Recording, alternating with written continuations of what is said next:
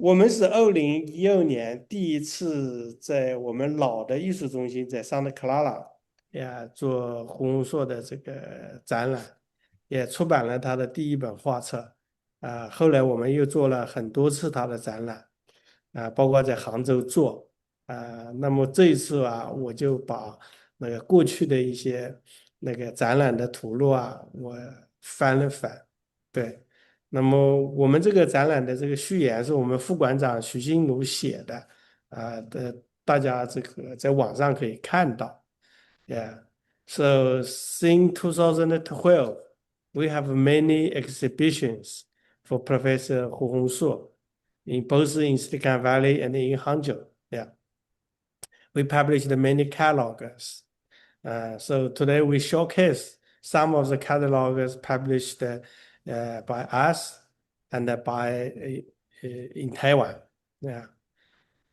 Thank you everyone for coming. Yeah, for today's event. So I invite the Professor Arthur Cole. Yeah, to make a speech here first. 来。In Chinese, right? Both. 你中文讲完，英文再讲上。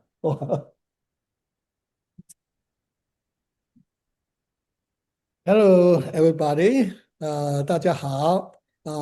很高兴今天能够再来看到这个胡教授的绘画展览。以前看过一次，觉得非常特别了，很有创意。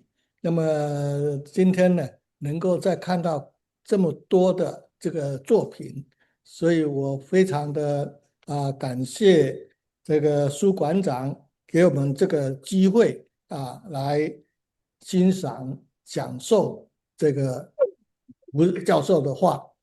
那胡教授呢，我们都知道呢，他是在上海出生，然后到台湾念小学、中学，然后到这个美国念大学，又做了很多的这个教书的教学工作。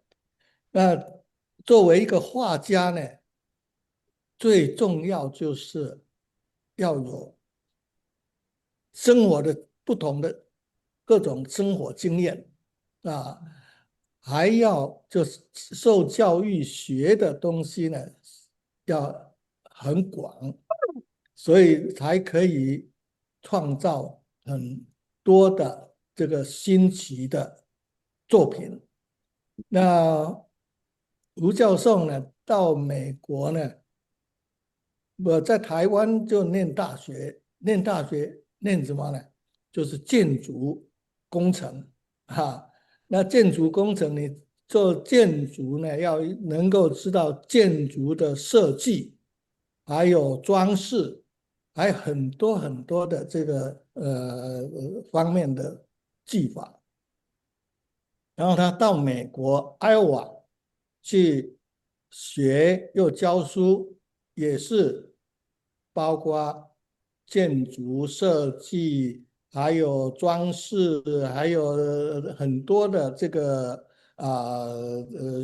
不同的创作啊，这非常重要。因为作为一个画家呢，如果像我们传统画家呢，都是集中在从小就学一种，一直画，一直画到，就是作为一个专业的这个单一的画法啊。那吴教授不一样，他到美国呢，他就开始就做很多不同的设计，还有画画啊。那这个我们现在所看到的这个吴教授的画呢，我们知道他在美国的艾奥瓦，最重要就是艾奥瓦大学学习这个设计还有也研究美术史、艺术史，OK。所以他的成就呢，在台湾的时候，我就看到了他的设计的那个作品展览，然后到美国，我再一次看到在书馆长的那个旧馆那里，就看到他的这种新的画法。那今天呢，看到的就是那种非常有创意的这个作品。那他的创作是包括建筑啦、装饰啦、设计啦，还有家具啊，还有公共艺术啊、玩具啊、装置设计等等啦，非常之多。他很多作品呢也获奖无数。OK，那今天我们展览的是最有意义、最有特色的这个啊、他的纯艺术表现的作品。那这个作品呢，在我的看法呢，我认为呢，它有非常特别的，我称为是宇宙弦音，宇宙 mysterious sounds voice of the universe。所以这个非常特别，它怎么做呢？这个我想大家可以想要知道啊。那依照这个徐心如他的提出来的一个意见、一个想法，叫做什么？划现代，划现代 ，change the modernism 啊，What's that? Change modernism 啊。但是，所以我们就是要想到这个现代是什么？modernism 啊，在西洋 in the Western side, modernism started in the late 19th century, go all the way to the early 20th century 啊。在 early 20th century 以后 after that we called postmodernism 后现代主义所以现代在台湾呢 in Taiwan 是在后现代的时候，台湾走进现代那现代呢就是什么？就在大概20世纪的那个中叶1960年代以后，台湾呢开始走向现代的表现那这个现代表现，我们都讲，we always said in Taiwan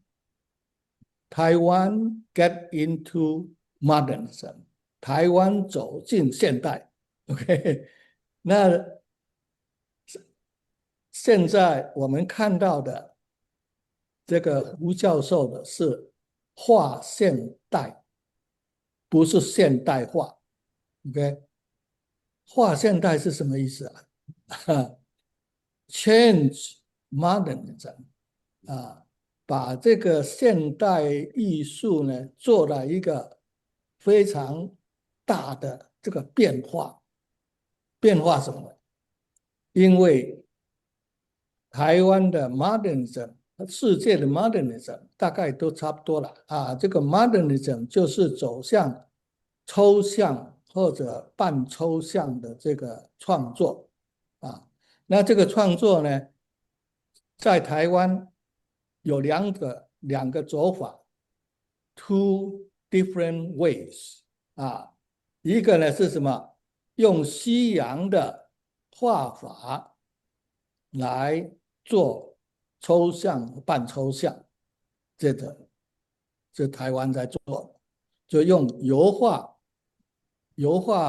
布、油画颜料来做那另外一条路呢，就是用中国水墨画、水墨简单颜色加上这个棉纸、宣纸来画这两条路 in Taiwan. One Western type of modernism. One is a Chinese traditional media modernism. OK， 这两条路，胡教授做的是不一样。Change it. Use Western media 西洋的油画颜料、油画布来做抽象、半抽象。那在台湾呢，继续都是用那个一般人呢，像我自己也是用这个水墨、简单颜料宣纸、棉纸泼洒洒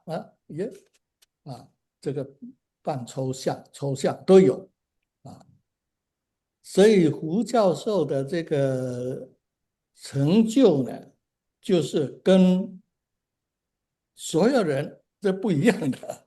他是用西洋的油画颜料、油画布来画这个泼墨画，他没有泼彩，他不用彩，不用颜色，就用黑的那这个泼法呢，它有它的非常特别的这个方法，而且表现很特别的，就是你说它抽象，全抽象，它里面呢，你仔细看，它有山有瀑布，像非常激动的这个景象，所以我说这个叫一种气势生动的表现，宇宙玄音气就是那个 air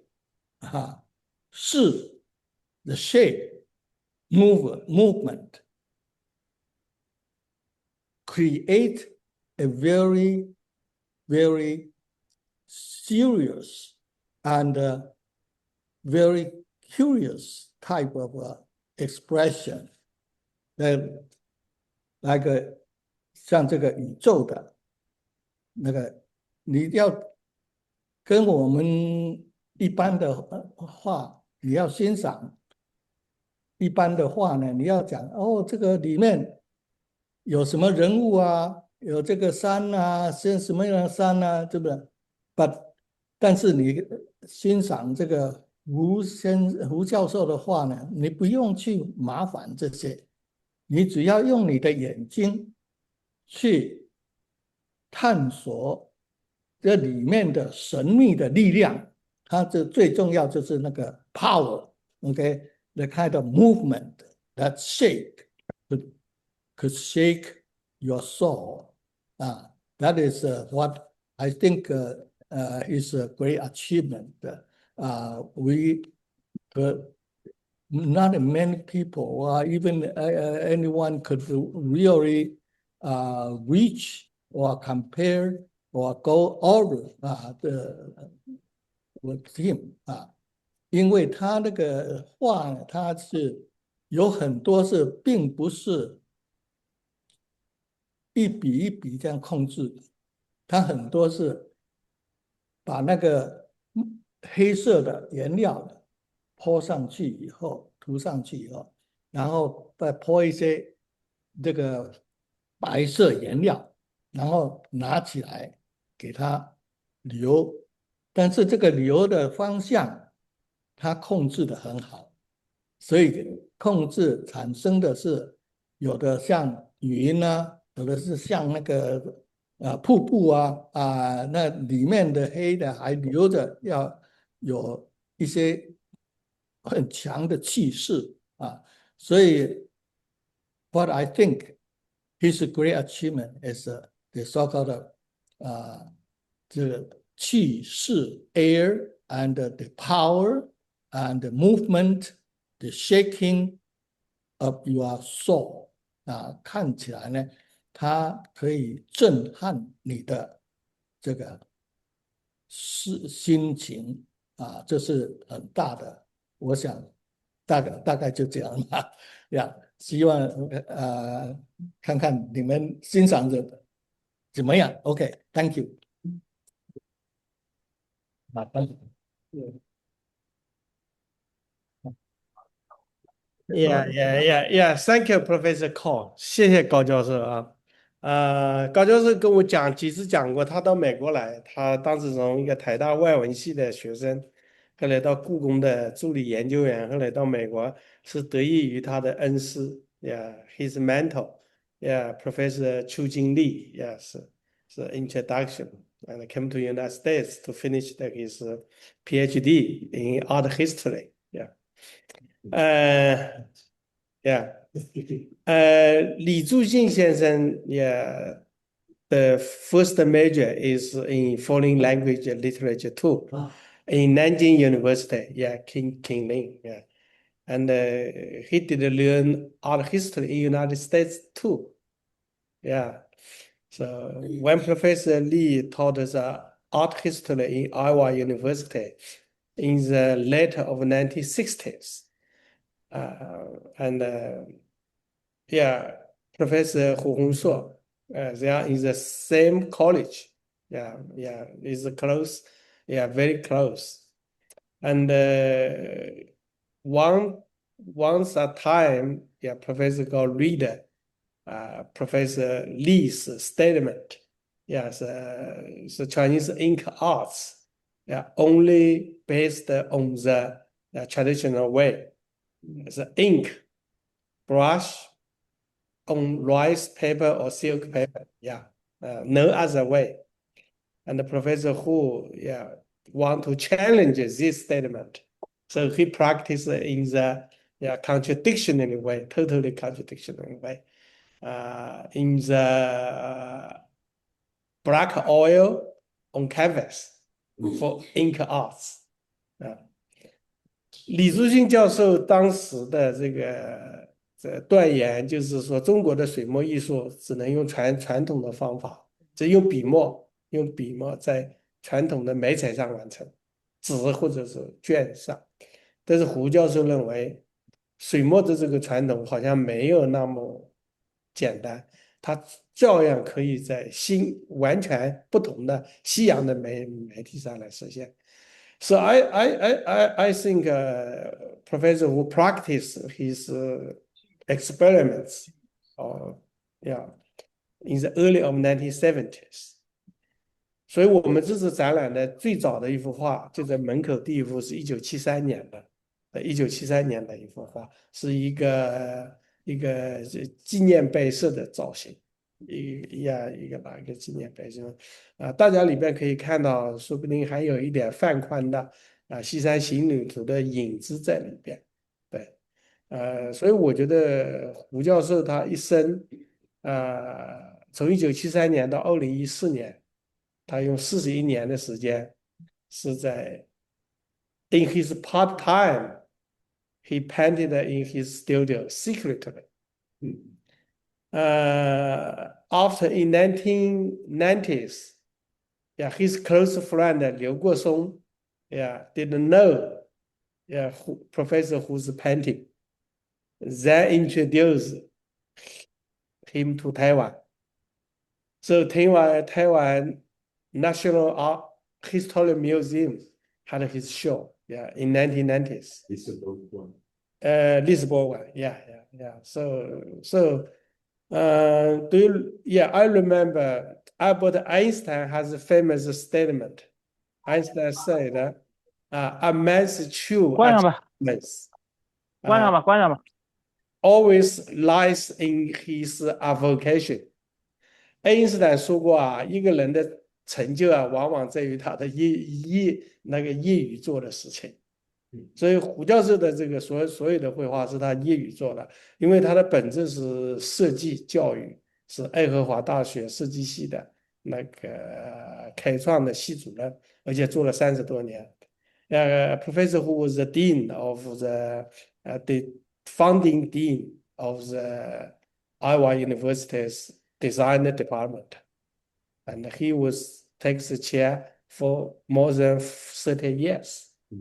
所以我刚才说的这个他的成就在业余啊，至少他的绘画艺术的成就全部是他业余时间完成的。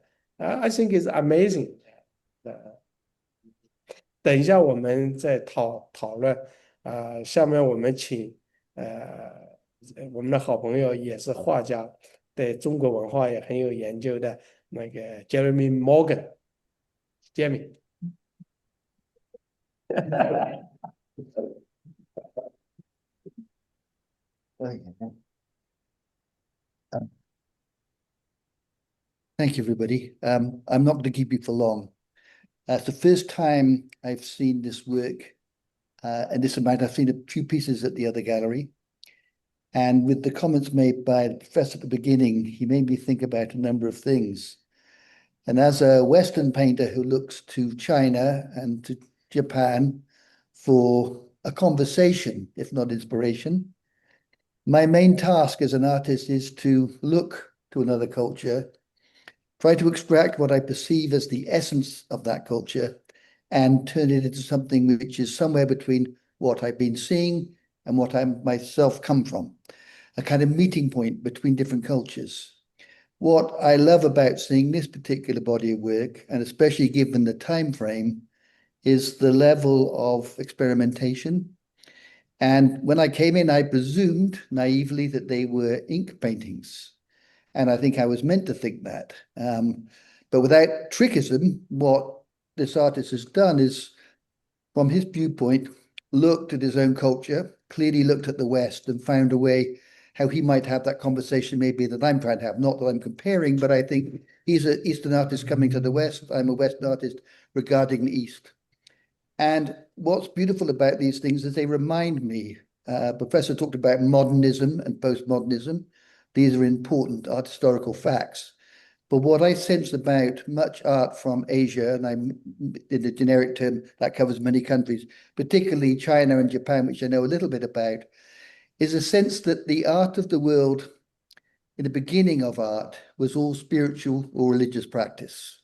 It was not decoration. It was a recognition of the forces of the universe and their effect upon humanity, and humans trying to correspond with the magnitude of vastness, the infinite and the eternal. And so here we have an artist who uses the vehicle of what historically would be called landscape motifs. And in the landscape motifs, he actually recognizes the world within that Chinese tradition of seeing the world as an energy system, not an accumulation of structures. Structures are understood, they're fully understood, but they are not fixated upon. The energies that create those structures, the forces that geology creates mountains through, rivers carving into landscapes, rain falling, clouds arising, all of these are part of the idea of the universal chi, which Taoism clearly enunciates perfectly, and which these paintings reflect. To the professor's point, what I think is refreshing about these works is they remind, in the world of the Western world, which is seen progressively as an evolution of pictorial structures, I've always thought the Western adventure, in many senses, pictorially, is about a destruction of form into an essential energy or essence, the journey towards abstraction, as it's generally called, rather than the fixation on what is recognizable as a form, a head, a vegetable, a landscape, so say. These things are, in modern art terms, less interesting to artists. But what I see in Chinese art, from the earlier Sung dynasties that I've seen and earlier art, and art like this, is a constancy, but not, or a constant quality, but not a sameness of a spiritual awareness and an alertness of the spirit, which this accepts as part of the reason why you make a painting. And it transcends the normal evolution of pictorial evolution, in that spirituality is, to me, at its core and resonates most powerfully as part of its most important feature. But to the professor's point, the idea of the modern, in this case, is what I would say here is, as a Western artist looking at Chinese painting, I recognize Chinese aspects, but I also recognize a unique vision, a poetic vision, which is recognizing the idea that languages can meet And languages both define, contain, and confound. And when language works, it transcends the limitations by poetry, literature, great speeches can transcend the literalness and move us into another realm. These paintings do that. They take us from the seemingly familiar into the strange, mysterious, or unknown worlds, wherein the consciousness of a human being is relating through material processes to the materiality of the world and the phenomena of energy of the world.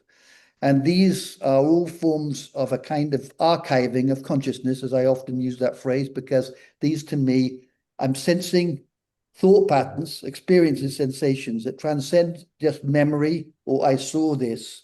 These are felt. These come as much from inside with the eyes shut as they do from information received by looking at the world. So they contain that which we can see collectively, but they're put through a prism of uniqueness, which is the mind of the artist. And the results are a series of beautiful meditations on the nature and form of energy flows into a moment of stillness. And I'm reminded looking at these, there's a famous British sinologist, Arthur Waley, who translated many great Chinese texts. But one of the things he said, and I remember reading quite as a young man, studying Eastern painting, he referred to Sung Dynasty painting as containing a deafening silence, which I thought was a wonderful way of talking about, because in Chinese art, so often, be it small scale or large scale, the intimation of vastness is what it really encounters in a way the West tends not to. It can do, there are exceptions to that. Turner's one of my heroes, does this, where he takes on the grandness, the infinitive, and makes it palatable.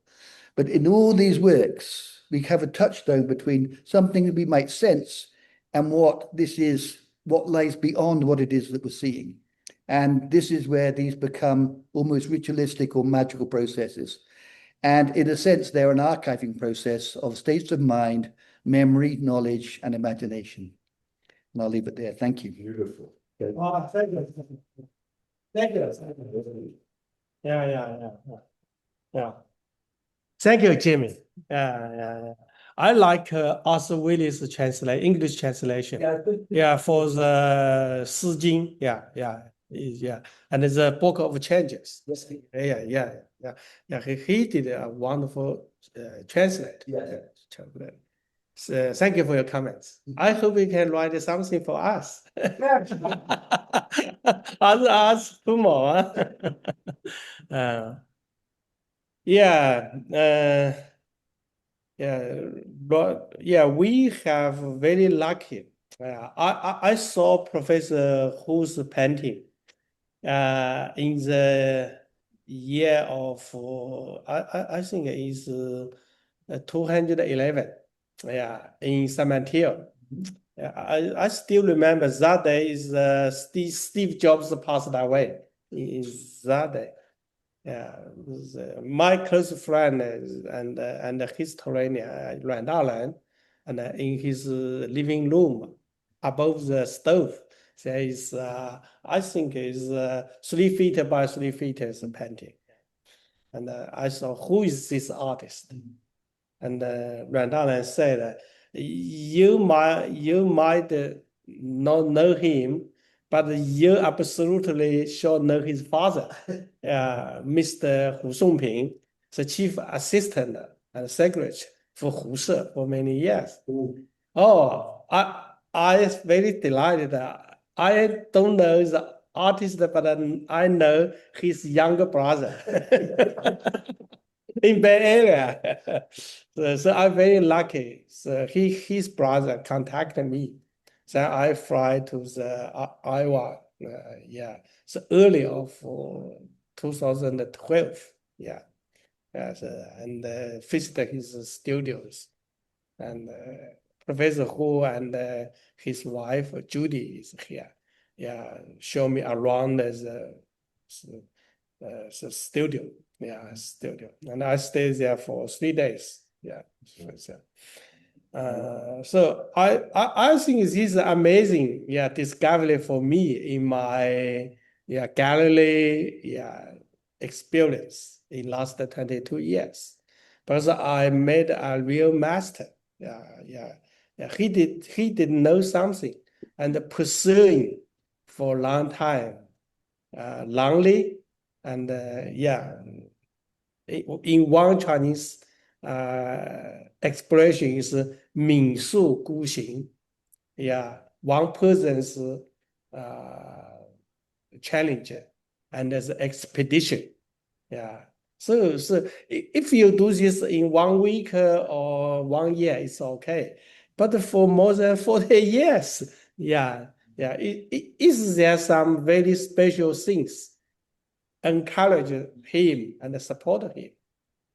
So for many years, 我一直在想，就是说是什么样的动力让胡教授在这个领域里边会有花30年、40年的时间来乐此不疲的做这个事情，一定有他自己个人的这个职业上的以外的使命。He has a more mission than his own professions. Yeah.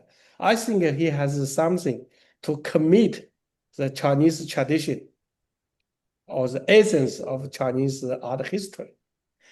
Yeah. So I think a lot for many years. So I think the best way to understand Professor Hu's art is to do his exhibitions. Yeah. For myself, I can more and more feeling and thinking, and I can make more and more friends and expert. Yeah. They can give me more feedbacks and advice. So today I'm thank you. Yes, expert. Come here, Professor Carl and Jamie Morgan. Yeah. Right now we have Carl. Wonderful. Yeah.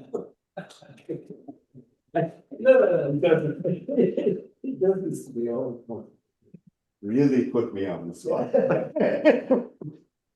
Well, this is new to me. This work is new to me, and it's stunning. And I'm trying to understand what it is that I'm seeing here. And one thing that strikes me, I've been thinking a lot to go back to your Taiwan 2 strands of modernism and why this happened in Taiwan, but it didn't happen in the mainland. So I'm thinking, for instance, of I've been thinking a lot about Xu Peihong. Xu Peihong came to the West and studied at Beaux-Arts in Paris. And what he adopts, he rejects modernism. He doesn't like Matisse. He doesn't like Picasso. He doesn't like the Cubists. What does he go to? He's drawn to the Romantics, particularly Delacroix, who influenced, the first thing that Xu Peihong does that's so radical is that he decides he's going to paint in oil. He played a very important role in that, and that was his way of trying to absorb modernism, Western modernism. He's going to paint in oil, and he's also going to be a realist. He doesn't want the idealism that this kind of painting is rooted in Taoism, Buddhism, the idea that art is an expression of spiritual life, that we're painting the invisible, we're painting the imagination, that painting itself is a spiritual discipline. Xu Peihong was not interested in that. He even in the 1930s, when he brought this enormous exhibit of contemporary Chinese painting to Paris, Moscow, Germany, all over Europe. He brought over 200 paintings of contemporary Chinese art, right? And he wrote an introduction to that exhibition that I found very interesting, because one of the things he does in his introduction is he completely rejects Buddhism. Buddhist art, he said, that's foreign, that's Hindu art, that's Indian art. It's idealism. Buddhism is asking us to reject the material world, to reject form, to reject motifs. And also this whole idea of transcendence of the physical world, he says that's unattainable. Now, I found that really shocking, that a Chinese painter would be saying that. He spends much of this essay introducing this major exhibit. It's really the first European exhibit of contemporary Chinese painting. This is in the 1930s. Over 200 contemporary paintings. Plus, the French curator added some Buddhist paintings from Dunhuang in this, okay? So, and Xu Peihong is reacting against that because he knows that's primarily the European understanding of Chinese art is Dunhuang because of Paul Pelliot, Sir Aurel Stein, and all of the manuscripts that were taken out of China, plundered out of China at the end of the Qing dynasty. But Xu Peihong is rejecting all of that. And he gets focused on realism. He wants realism. And by realism, he means the use of linear perspective, scientific proportion, all of these kinds of Western techniques that he wants to bring. That's his idea of how to bring Chinese painting into the 20th century. And I don't think it succeeds. Because when Xu Peihong goes back to the mainland and post-1949, he dies in 1953. He doesn't stay there. You know, he's not alive for what happens, but he adopts socialist realism and he gives it a Chinese name, right? And so you don't copy the old masters anymore. All of his major epic oil paintings, historical paintings that he's doing, and even to some extent his horse paintings, they are expressions of an attempt to take the mythological history of China and create these epic paintings, but he's rooting it in romantic realism, European romantic realism. Correct me if I'm wrong in this, but this is what I'm seeing. He takes Delacroix as his model, huh? And that becomes the ideology in the mainland.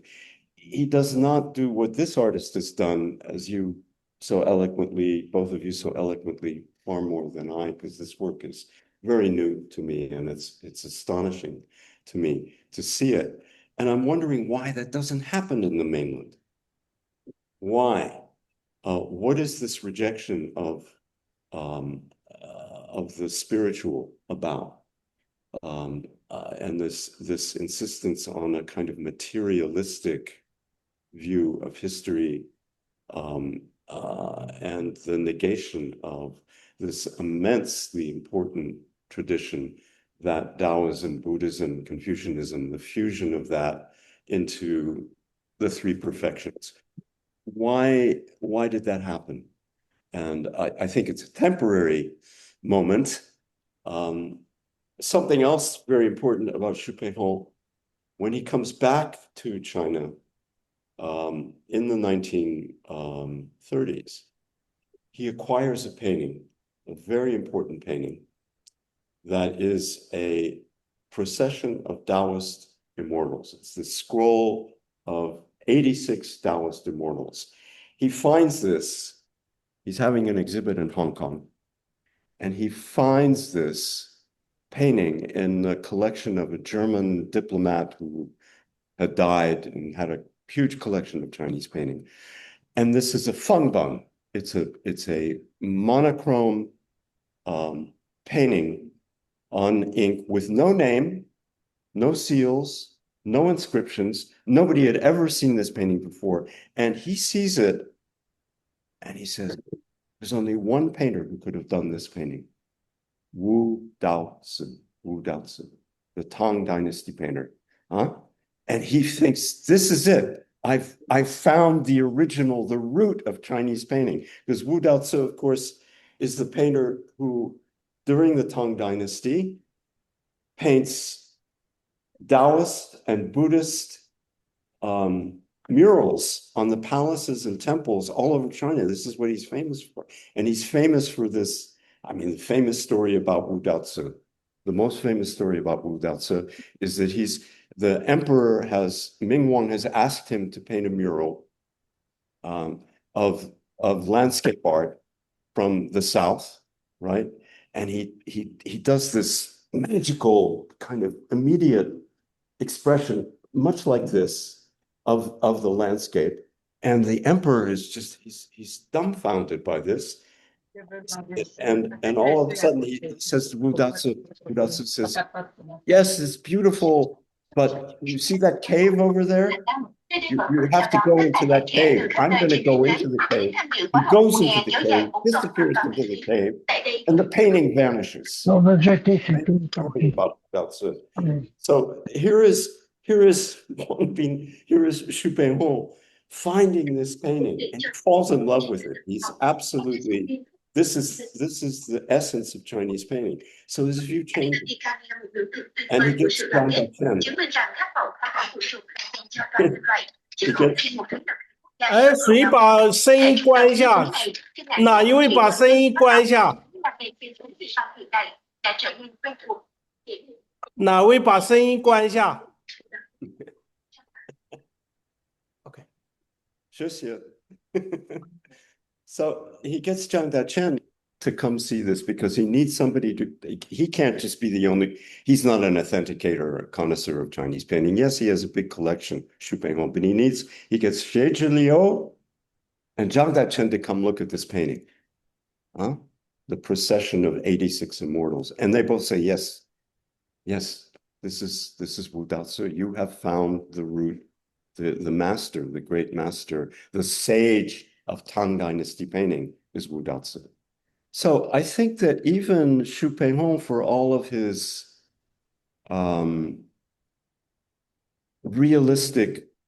his aesthetic of realism, even he can't escape, he can't deny the value of precisely this kind of work. You know, this idea of painting as a spiritual practice, as a way of expressing the invisible, the transcendent, this is the great contribution of Chinese painting and what we have so much to learn from. So that's all I have to say. Any questions, comments? Genwa. The painting title is 87 Immortals. Yes, 87 immortals. Yes, no, but really it's not our those. No, Even no, though Song no, Dynasty, no. Southern Song Dynasty. There's a big debate about this painting. There are actually two, right after this painting came up, there's another one that Walter Hochstadter got from Yamanaka that is, has a similar, it's almost the same composition. There are two versions. C.C. Wang, it went to C.C. Wang's collection. And so, yes, there's been a big debate about, it continues this debate about what this painting is that Xu Peihong acquired. There, and even in the mainland, there's a debate. Xie Zhiliu on the one hand, right? And Xu Bangda have totally different views of this painting. And it continues to be debated. I just got this article a week ago. Yeah, in the Middle Ages. Yes, yeah. In 1930s or 40s. Right. Yeah, he paid a great attention. Yes. The Chinese fig painting. Yes. Yeah, he's a master of fig painting. Absolutely. But in his late years, he did really thinking about the Inca tradition, the Inca art tradition. Yeah, I can. His horse paintings and also. A famous paintings, 黎江. Yeah. Yeah, 这幅黎江是很出名的，是徐悲鸿最得意的，所以龙宝在出的徐悲鸿画我 in the cover. Yeah, it's a 黎江 painting, most famous. Yeah, by 徐悲鸿. So in 龙宝在的画谱里边，这是放在封面上。但我为什么拿这本书？你看我们那里也有。In the middle. Yeah, in the middle. So I something think if Xu Peihong could see these paintings, he would like to. Of the Western material, how he the feedbacks. 假如徐悲鸿看到胡教授这幅画的时候，他会怎么想中国水墨传统？因为这幅画，与徐悲鸿花了这么多的力气。他来画这些山水，而且他用这个西洋的这个手法来画一个水墨人画，但是他是没有试过用用中国的西洋的这个材料，也可以来画中国的山水。对，这是他一个长久的一个企图吧，这是时代的。也是龙宝山是painting book， from 时代的masterpiece， masterpiece。Thank you, Carl. Thank you, Carl. Yeah, I read 蒋大千 have a famous saying in his 把声音关一点，里边的朋友把声音关一点。Yeah, in 1960s, 高丽梅 published 蒋大千是 textbook, yeah, how to paint Chinese paintings.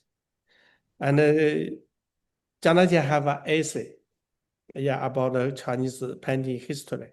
1960年代，这个高丽梅给张大千出了一本张大千的画谱，叫《张大千绘画》。看张大千怎么来画画的。在其中，张大千自己讲了一段话，他说：“古人有云，也是ancient Chinese saying，得笔法易，得墨法难；得墨法易，得水法难。”好多人呐，把无色的冰叫做白冰，白冰，白冰。那么我们的白冰哪里去了？今天我拿了一个温巴列。哎，谁把声音关一点？是这么人。哎，你们参加讲座怎么这么麻烦呢？这么什么人呢？我们关了，把声音看到这个冰了没有？我们无色的冰是什么？一个无色的矿泉水冻成冰以后是无色的冰。那么这种有色的。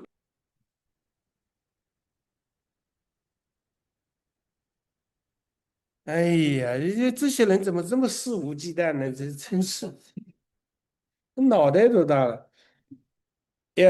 蒋大千 said, mastering brush work is easy.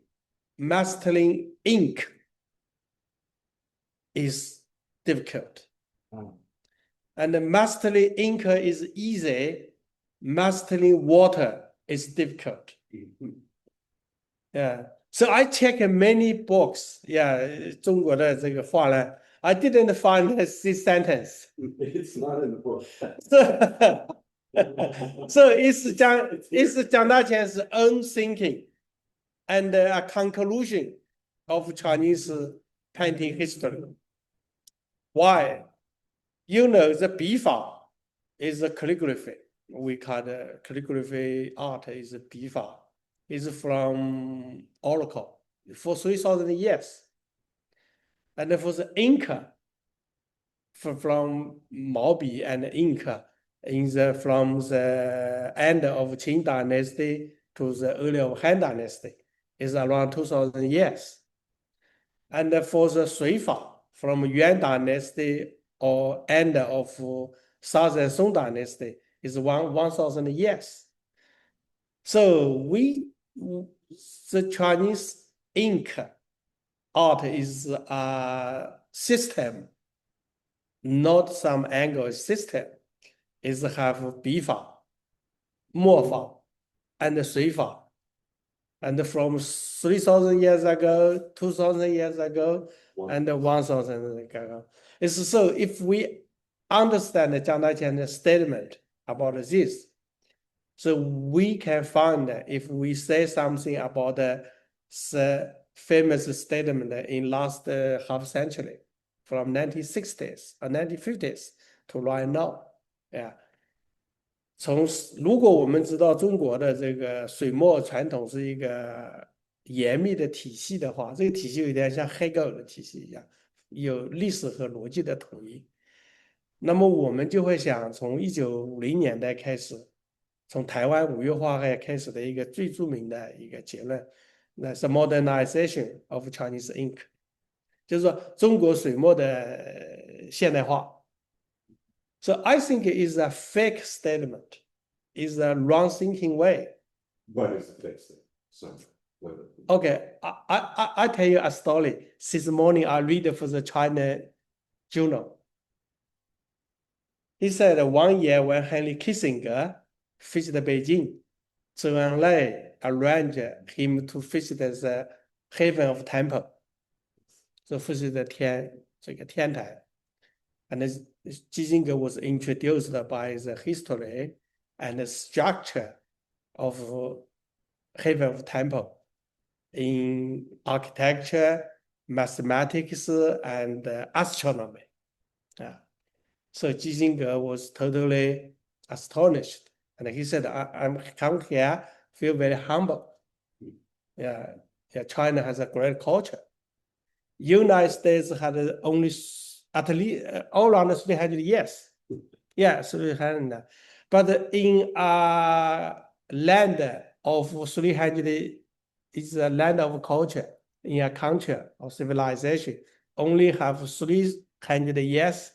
How can they have a tree for 600 years? Yes, so it's ridiculous for put the Chinese ink history, 3,000 years or 2,000 years, or at least 1,000 years is ink history into 300 years. The modernization, modernization less than 200 years in the world. So I think the Chinese, we cannot say this the modernization of Chinese ink. So this is why I and my colleague wanted to use 中国水墨的现代化. We don't say this like anymore. We want to say 中国水墨的画现代.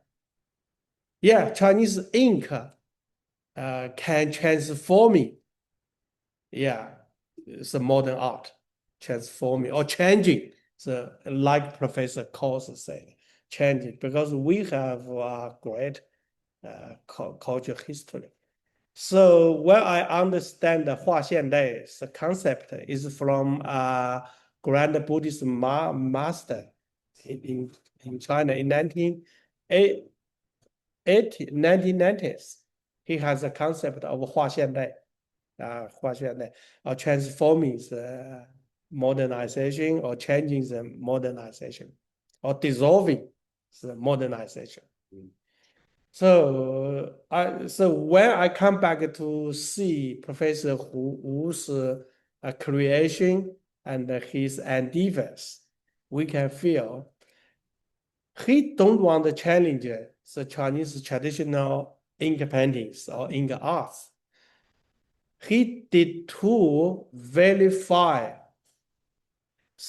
with the Chinese ink painting, ink arts or traditional have the universal value.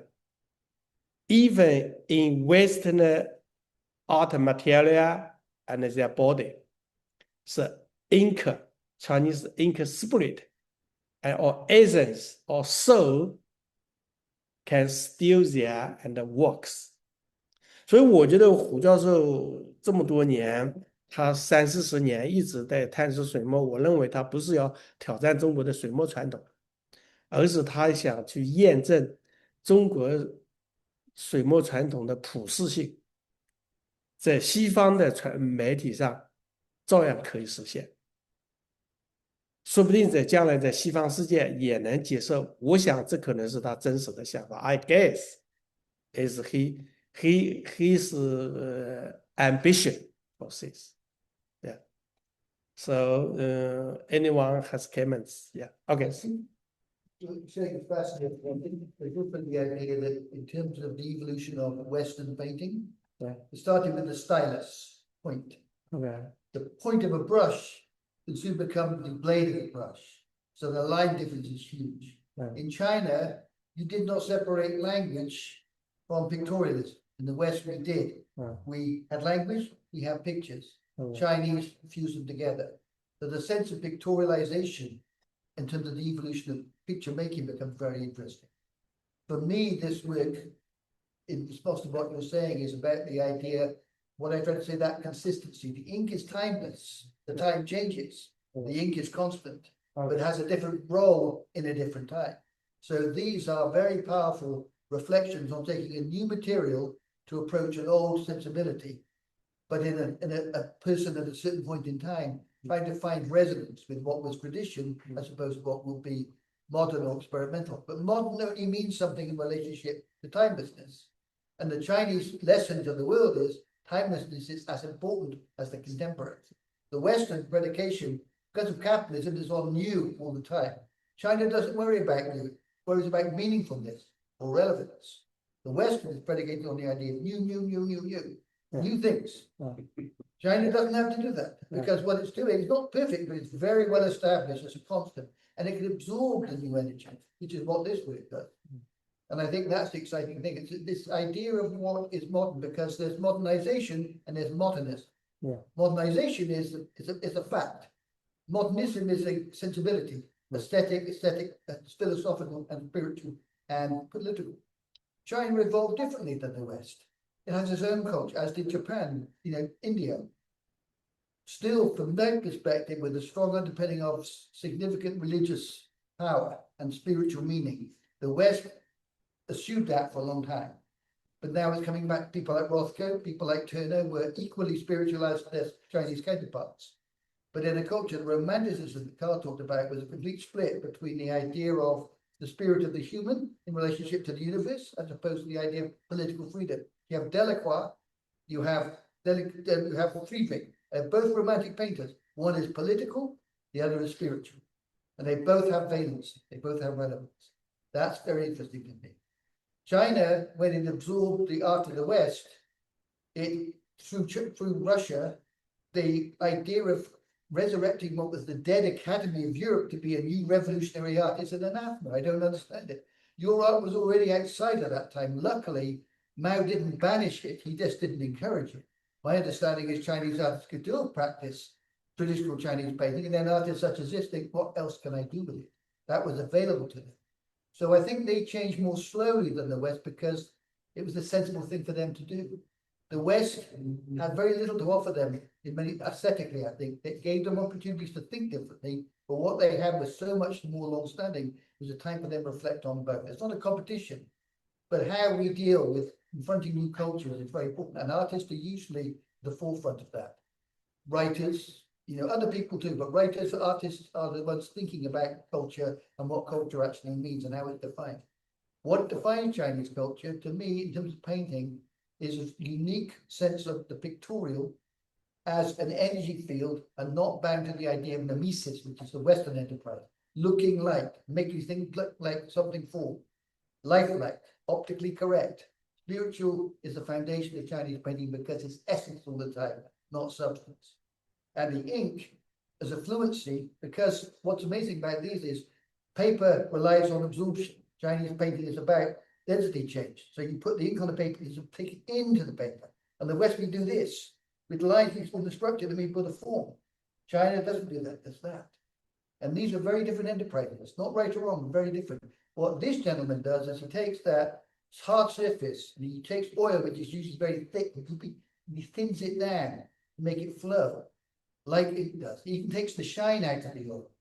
But it's still oil paint, but it's producing something which is ink-like, but not ink. And that's really the success of the work for me. But he's taking the sensibility of one culture, applying new materials to it and finding a new language. And this other aspect of this is the idea of image. Some of these, there are no images here. There's an image of a flower. This is not an image. This is a visual presence. That's flower-like. There may be a mountain. That could be, but it's not any of this. So the no image is very important. And that's Chinese uniquely. The West has gone towards that. Rothko, a number of artists working towards no image. But the Chinese can deal with images or they can let them go. The West has always been dealing with that idea of imagist and mimesis until the abstraction, and then they can release themselves from those confines.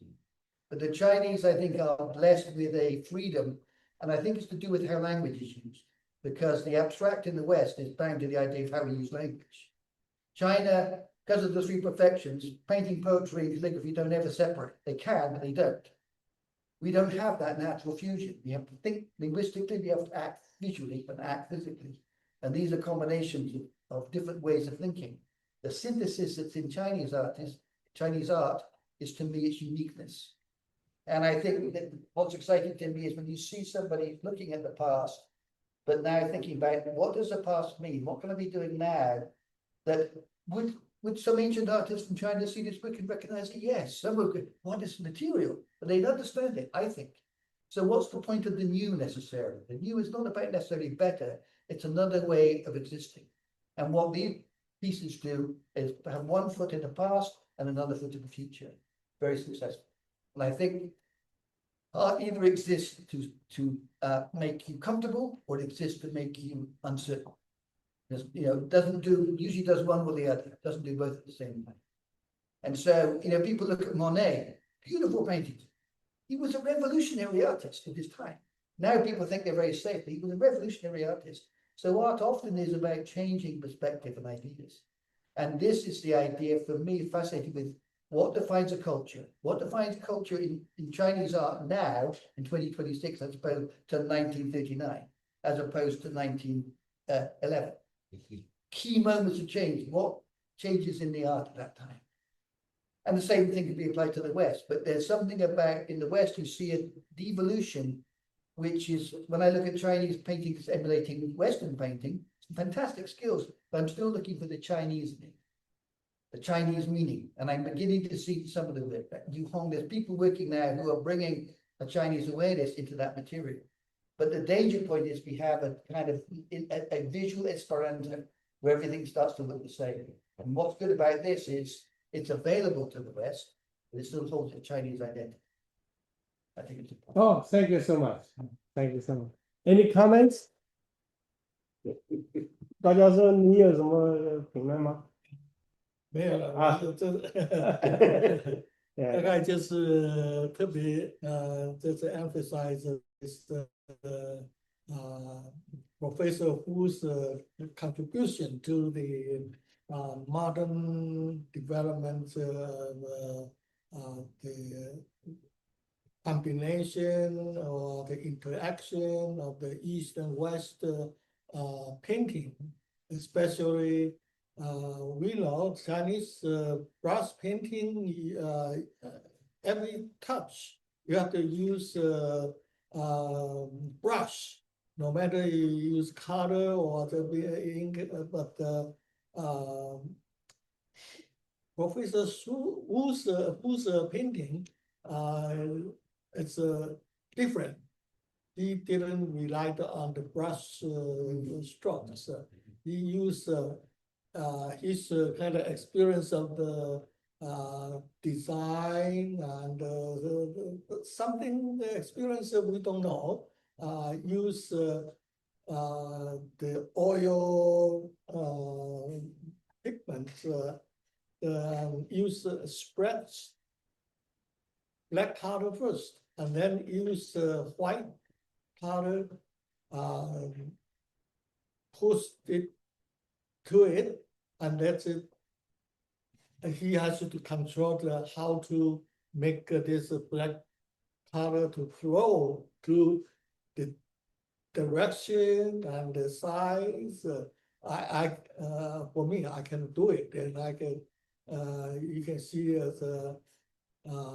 that all the brush, the white line, it's not brush line. Some people say, yes, gravity, flow of the material. yeah, Lord, naturally, how to do it? That's of course he has the experience to control the lines, how big, how long, how many. This is all the kind of is come out from his experience of design and all that. I don't think anybody could do it. So this is a kind of we today talking about how Professor Hu's great contribution to the change modern art, modern modernization. This is, I think, it's a very, very great achievement. And he also control the shape, control not just the line, the shape, how big and how it's. So his painting is not giving you a clear details of the object or the image. For example, the landscape. He is not going to tell you all the detail, where's the tree, where's the, but he want to give you a kind of visual shot. You look at it, oh, wow. So you will look at into the detail, but you see what? You see the mysterious power, mysterious kind of that kind of details, the power, the movements. That I think that's what great contributions to of the Professor Wu's. As for the modernism, we know modernism, like we talk about Xi Bei Hong. At that time, that is not modernism. It's a Chinese modernization. It's learning realistic kind of technique and brought it into Chinese brass painting. So at that time, well, the Chinese painter got the new idea is Western realism. So and then as for why the modernism developed in Taiwan, not in China, the major reason is the Chinese since 1949 is ruled by communism. Communism wanted to follow, to take Russian social realism. But so the Chinese all have to do realism and especially social realism. Wanted to disconnect with the Western kind of modernism. So modernism in Taiwan is also didn't give an influence until about 1960. Okay, 1960 because Taiwan government developed realism. I'm sorry, developed the Chinese kind of new Western and give the West a lot of painters went to New York, went to Paris, yeah. So got the idea of abstract, semi-abstract brought to Taiwan. So have this sort of 粤画会, 东方画会, this is the kind of abstract kind of styles, kind of artists. So at that time, Taiwan has the sort of modernism, because modernism and modernization somewhat different. Yeah. So I think Professor Hu also at that time already know something about abstract, semi-abstract Western modern. Okay, well, that's what I think. OK， 那个还得把那个声音打开一下，那个网上看看，我们请林宗明讲个话。不，那个林先生、林宗明、林老师啊，你给我们分享一下。是的，是的，这个遵命，遵命。来，看看教授啊，林教授，来呀。是 David Morgan 教授，您好。It's an honor a pleasure to see Professor Morgan, a master of the Chinese art and the Western technique, and also poetically expressed his painting in many different new skills and titles. So it's very honored to see Professor Morgan here. But also, I am so glad to see my senior alumni of junior elementary school, high school, Hu Hongzhao. It's a long time no see. I'm glad Professor Director Su invited him through Judy, and Judy is here. I can see Judy's here. So it's a long time no see. For Professor Hu's art, it's been 5 times at least I've seen in Silicon Valley due to Director Su's effort. He introduced Professor Hu's art in many ways, and I learned every time. And this time is no exception. But the title of this exhibition is different than the past. Director Su quoted the 1990s saying on 入现代, it's from the past into the modern. But really, we haven't talked about this title in effort yet. So let me try from this point to cut it in.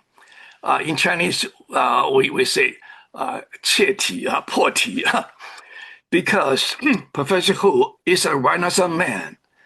So Renaissance man means he has multi-talents to be qualified to call them Renaissance man. And Professor Morgan is one too, by the way. Renaissance man also has another meaning, is to bring the ancient Greek art, philosophy, literature, to the modern time. That was 600 years ago. So in that sense, it's Renaissance, it's recover, to relearn, to re-show, to re-express the ancient classic, the great approach, thinking, and all kinds of the ancient best, the classical best, to the modern. Doctor, you hear me? And, No. You didn't hear me. And also, it's a long time we haven't seen an artist in China to really bring the ancient Chinese classical philosophy, literature, art, technique, and character. That's something very special. There was no second person ever in the Chinese art history, especially in the modern time, to bring the Chinese language character into the painting. We have discussed many times about the techniques, so I don't want to touch that part. But I think I was one of the first one to point out the great breakthrough is Professor Hu. He was able to bring at least 1,000 different Chinese characters into his painting in one word. That's the first ever, because the Nobel Prize winner Gao Xinjian later on borrowed idea and tried a few paintings. But for me, I knew that he copied from Professor Hu.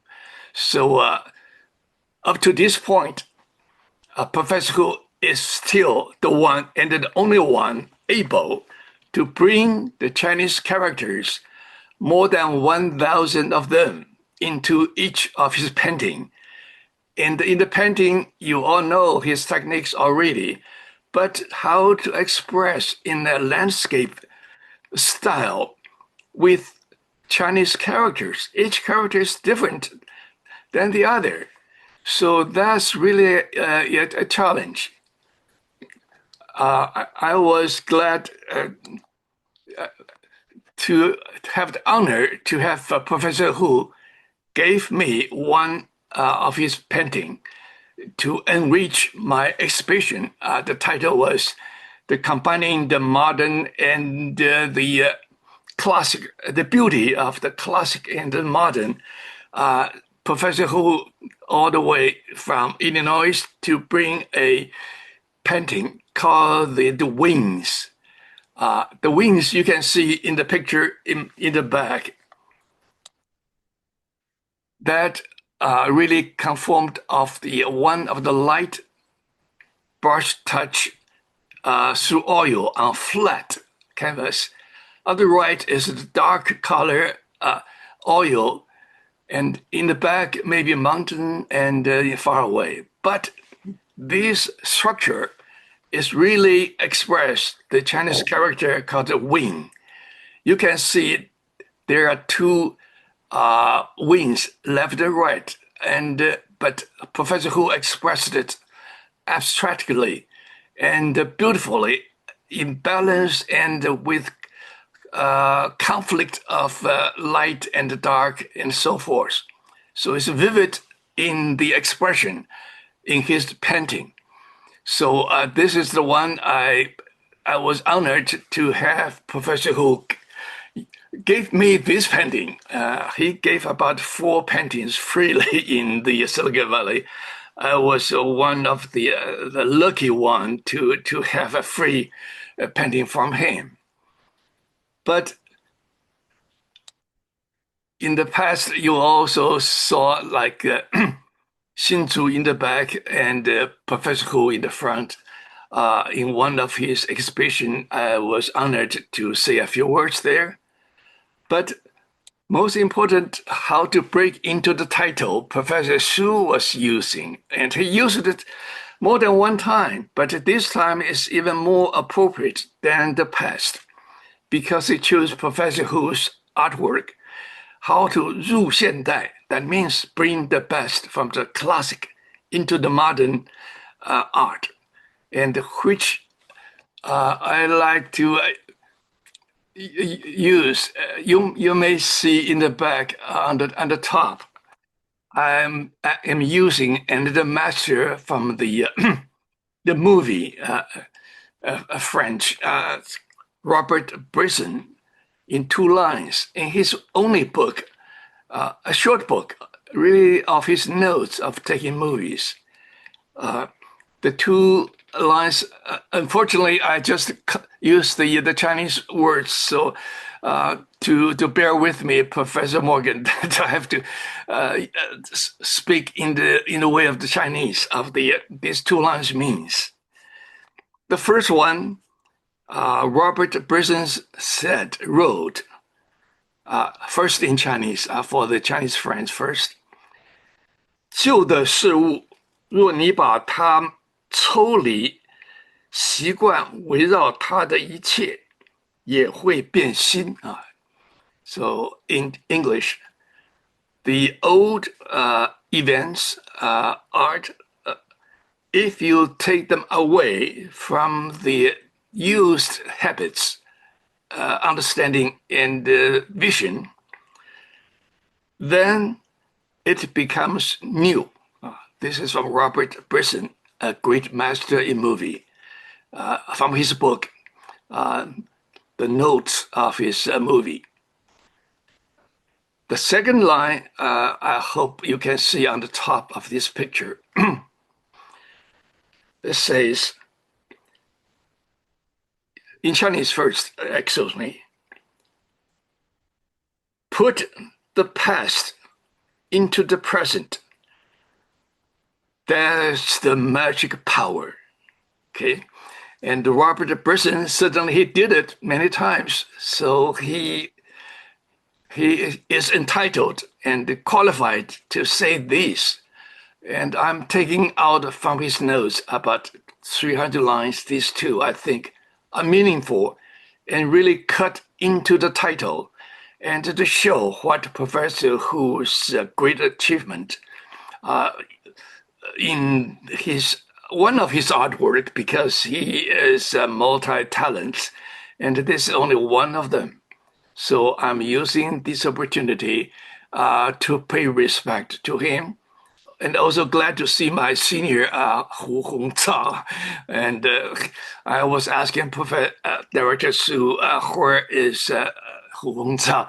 And he went to Judy, Mrs. Hu, and to bring my senior Hu Hongzao into this exhibition. So I'm very pleased to see him and also to see Professor Morgan. And I'm honored to say a few words for this great artists exhibition in Professor Su's new gallery in San Jose. Thank you very much. 谢谢林教授，谢谢林教授，谢谢林教授。那个洪照啊，我们请你发言呢。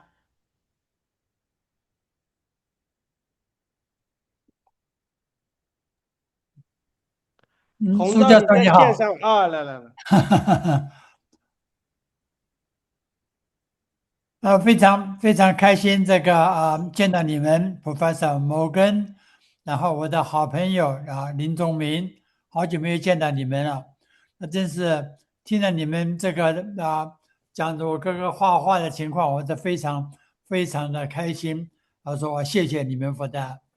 那洪树是我的哥哥，他比我大6岁，那我是他的大弟弟，我们下面还有一个小弟弟，小我3岁。那我们是家里3个兄弟，3个姐妹，然后再大，然后洪树一直在我们家里是领导我们全家，是我们家的这个 role model， 我们跟他学习的。他比我们大6岁，他比我们真的长大很多。然后他还画了很多画，也送过我一些画，我都非常的喜欢。然后他的嫂嫂也在。Judy， 那我们都常常见面，还保持在一起。那今天最开心的见了几位教授，大家称赞我哥哥讲的话，我是非常非常的非常非常的谢谢你们。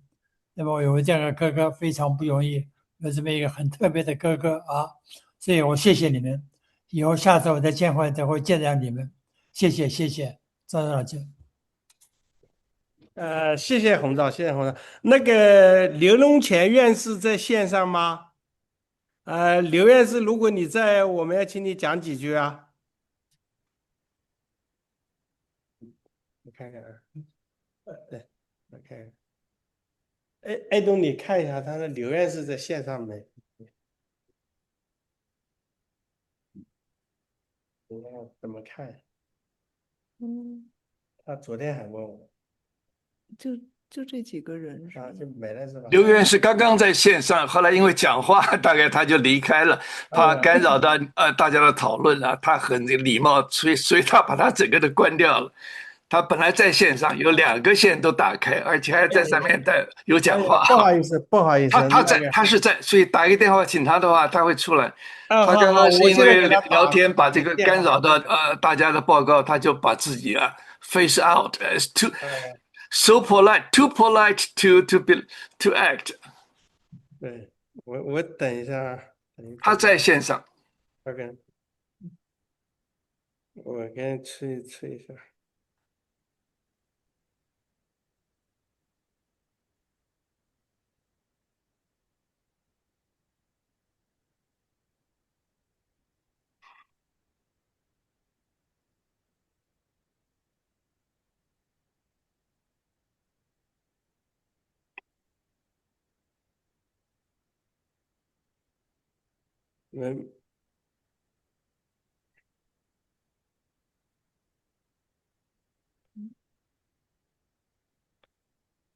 那就没有就算了，我让他另外给我们写几句这个发过来吧。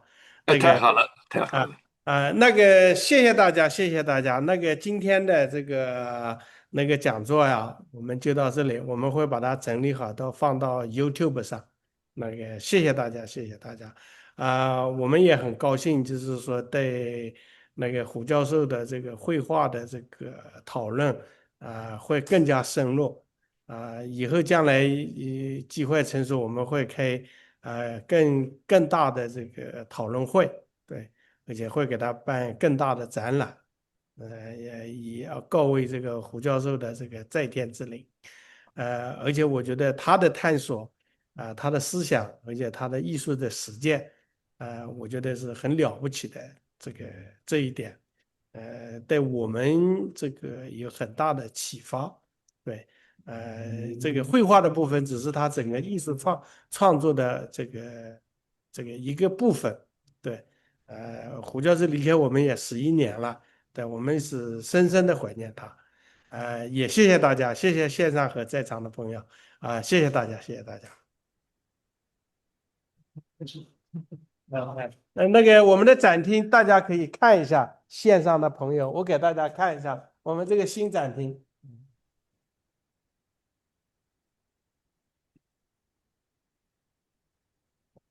这幅画我就是说超过许白虹的《漓江山水》的这一幅画，对。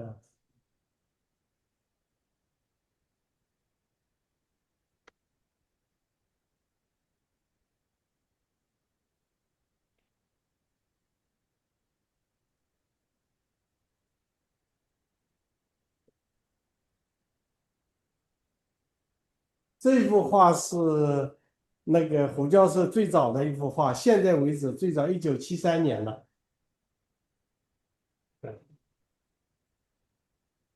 有一点范宽的这个西山巡礼的这个纪念碑似的，但好像看上去又像足球的大力神杯，好像。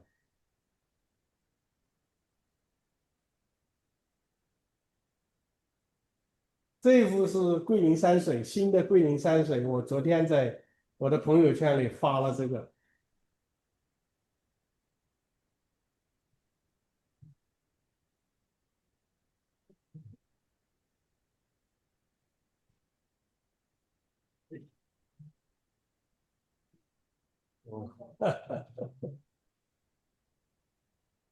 给大家看。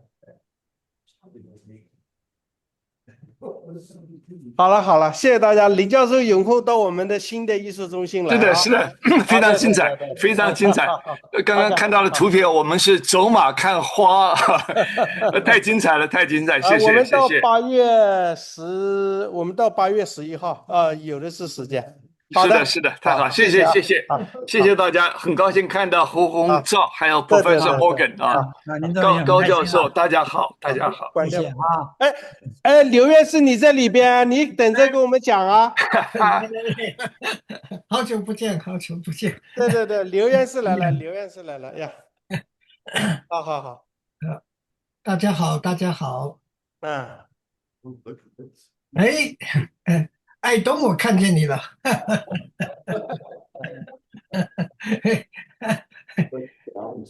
大家好，好久不见。胡教授是我的学长，是强恕中学，我们中学他比我高了好几班，所以我在强恕的时候不是一个好学生。所以坦白从宽，是不是？所以我跟胡教授没有差不多没有他的这个交往，可是他的弟弟有一位弟弟，我跟他有过交往，尤其是好几年以前，我在书馆的旧馆，见到我想是第一次展览吧，见到胡胡胡夫人还有几位弟弟，还有他的家人，所以我这次我没有不能参加这一次的展览，可是我在布展的时候，我已经都看了他的我的学长的作品非常佩服，非常佩服，所以谢谢大家，我就不多讲了，你们好好的欣赏我不久在9月会和爱东一起有一个展览，欢迎大家来参加，谢谢。谢谢刘院士，谢谢，我们9月份再见啊！好的，下次你拍的照片给我们分享一下局部的照片。好的，谢谢。谢谢。对，今天我们讲座的放电脑的这块砖，我给大家看一下啊。对，这一块砖是康熙31年 ，This imperial brick was made in 康熙31 years, the year of 1691。还有一个插一句嘴，对的，这也看这幅水墨画，也是幅水墨画。It's like a ink painting here 。如果今天这个电脑有什么问题和 Zoom 有什么问题，Zoom 什么问题的话，我们爱东是最好的，对，可以帮忙的，对，有安全感的。好，就这样。谢谢。把你关掉吧。好，大家再见啊。好的，再见。拜拜 ，take care。thank you。关掉吧。好了，退车了。那你让西米放到网上去。OK。也我也不懂 YouTube。